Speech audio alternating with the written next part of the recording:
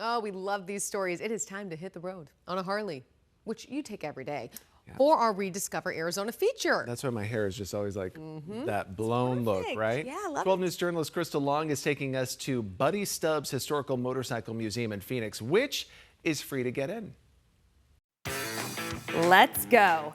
Ride on over to the largest collection of vintage motorcycles in the Southwest. It's celebrating 20 years with more than a century of history in this building. Welcome to Buddy Stubbs Historical Motorcycle Museum inside of Buddy Stubbs Harley-Davidson in North Phoenix. We have 130 motorcycles in here. They all run. Our oldest bike is the 1913 Indian. Our most valuable is the 1935 Rough Superior. There's some of these bikes that are virtually one-off nowadays. What is your favorite bike in here? To me, the most interesting bike is the 1915 Excelsior. If I was going to pick one to ride, it'd be one of the Vincents. They were the best bikes you could buy back in the late 40s until 1955 when they went out of business. They're still very sought after. And what's the fan favorite bike here? The Eagle Knievel bike attracts a lot of attention. When he jumped the fountains at Caesar's Palace, when he landed, he destroyed that bike. Buddy and Evil were friends. Buddy had a 68 Bonneville, same bike. Evil said, I want to buy that bike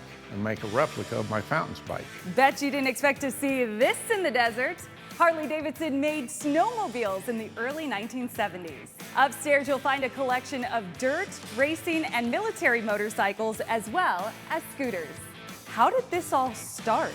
Buddy's been collecting bikes virtually his entire life. When they designed this building, he designed it to have room for his collection in here. There's stuff on the walls here that is really pretty unique. There's some pictures when Buddy was doing stunt work for TVs and movies. What draws you to this place and where your passion's from to be here? I like the older bikes. There's so much that has changed over the years. All the Harleys before 1952, you shifted with the knob on the tank. There's an awful lot of people that come in here and find something from their past. I had one of these, or my dad had one of these, and it's kind of a nostalgia trip for them in some ways.